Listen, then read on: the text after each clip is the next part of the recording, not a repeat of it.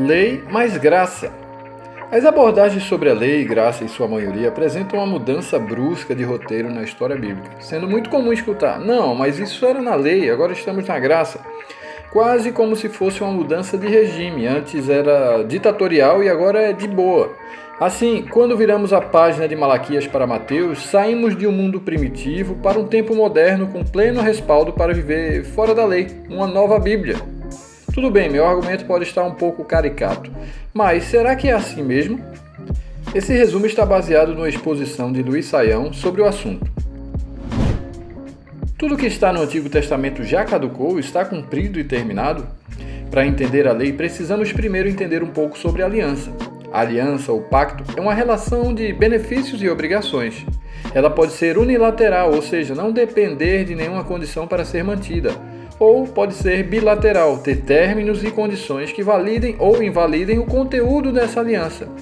Nas antigas escrituras, podemos observar de forma clara 4 grandes alianças que o Deus de Israel fez, com Noé, com Abraão, com Israel no Sinai por meio de Moisés e com o rei Davi. Jeremias 31 profetiza sobre uma nova aliança que viria muito superior. É bom lembrar que a justiça não entrou na história apenas quando a lei foi dada no Sinai. Noé já era pregador da justiça. Abraão foi declarado justo, tudo isso antes da lei. O próprio povo de Deus foi liberado do Egito antes da lei. A justificação veio primeiro, isso é, sempre foi graça. Não existem 2 sistemas. Eu particularmente creio na revelação progressiva. Ao longo da história, os selos vão sendo abertos e assim podemos até ter uma ótica mais profunda sobre eventos passados. A expulsão do paraíso, por exemplo, não foi um castigo. Era a misericórdia de Deus para cumprir seu propósito sem fulminar a humanidade. A morte como salário do pecado de Gênesis está em Apocalipse e isso é graça. Vemos também como Deus se preocupa em advertir a Caim de não ser dominado pelo seu desejo, para não deixar o pecado entrar pela porta. É também graça. Da mesma forma, o exílio de Israel, embora não pareça, também é graça de Deus, entre tantos outros eventos que demonstram a paciência e misericórdia divina. A lei. Segundo a tradição rabínica, as instruções e ensinos que têm o peso de mandamento totalizam 613, sendo 248 deles preceitos por cumprir e 365 de transgressões que não devem ser cometidas. Esses 613 mandamentos estariam sintetizados em 10 mandamentos, onde 4 deles dizem respeito a Deus e 6 deles ao próximo. Por isso, Jesus resume esses 10 em 2, amar a Deus e ao próximo.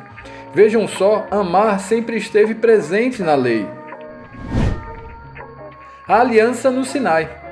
O primeiro registro da lei está em Êxodo 20. Depois vemos uma repetição dela em Deuteronômio 5.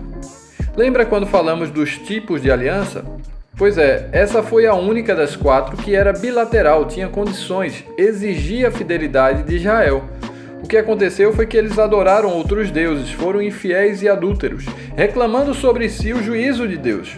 Em vez de escolher a bênção, escolheram a maldição da lei. Essa é a aliança que foi quebrada. A didática da lei. A grande maioria desses 613 mandamentos estão relacionados ao templo e a Jerusalém, sendo hoje impraticáveis. Mas nem por isso deixam de nos ensinar. Apontava para o discernimento entre pureza e impureza, entre vida e morte, entre santo e comum. Mostrava a purificação pelas águas e, principalmente, a expiação da culpa. Em Gálatas vemos que Cristo nos resgatou da maldição da lei, fazendo-se maldição por nós. A lei deveria durar apenas até a vinda do descendente prometido. Jesus e a lei. O ensino de Jesus fazia tremer toda a interpretação religiosa da lei. O jeitinho da tradição construiu uma estrutura que conseguiu inclusive dar cabo do seu próprio Messias como pretexto de piedade. Eles não percebiam que usava a letra da lei para defender o próprio controle.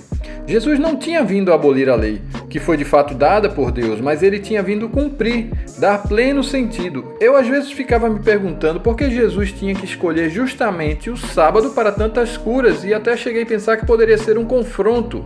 Mas hoje entendo que o que ele fez era justamente o que traria pleno sentido ao sábado, ao jubileu. cura, libertação, restituição, perdão. Jesus não aboliu, ele era a verdade para a qual a lei apontava. E começa a falar de uma justiça superior à dos escribas e fariseus, imprescindível para entrar no reino. Como o novo Moisés, ele traz seu discurso na montanha, algo vivo e superior que seus seguidores cumpririam. Nos términos superiores dessa lei, dessa nova aliança, o eu, porém, vos digo, em nada anula a lei. Pelo contrário, ele salienta que não passará, nem a menor letra, nem o menor traço, ele revaloriza e revela. Qual o problema da lei? Na verdade, ela nunca foi o remédio. Era o diagnóstico e revelou que o paciente ia morrer. Ela não trouxe cura nem redenção. A graça é Cristo que nos redime. Aqueles que buscam justificação por meio de cumprimento da lei se afastam de Cristo e de sua graça. Quem morre com Cristo está livre da escravidão da lei. E digo escravidão não porque a lei tem essa pretensão, pois é boa, mas porque o pecado foi revelado pela lei, dando assim vida ao pecado e a nós, morte. Assim, em vez de viver da maneira antiga, apegado à letra da lei, vivemos de uma nova maneira, guiados pelo Espírito. Uma vez que a lei era incapaz de mudar nossa natureza pecaminosa, Deus envia o seu Filho para receber em si, em seu corpo, a maldição da lei e nos dar uma nova natureza. Ao mesmo tempo que, através de Cristo, não estamos mais debaixo da escravidão da lei, somos capacitados para cumprir as suas justas exigências. E o que Jesus espera de nós? Uma justiça que vem do coração, uma obediência profunda, arrependimento não só dos erros, mas da justiça própria, inclusive do que você acha que acertou. Legalismo não funciona, é de dentro para fora, não é por força nem por imposição. A tradição da lei pode ter criado muitas vítimas, mas nunca conseguiu gerar de si mártires. Jovens como moravianos, só o Evangelho produz. Policarpo não precisou ser preso à estaca da fogueira. Isso é muito superior à justiça dos escribas e fariseus.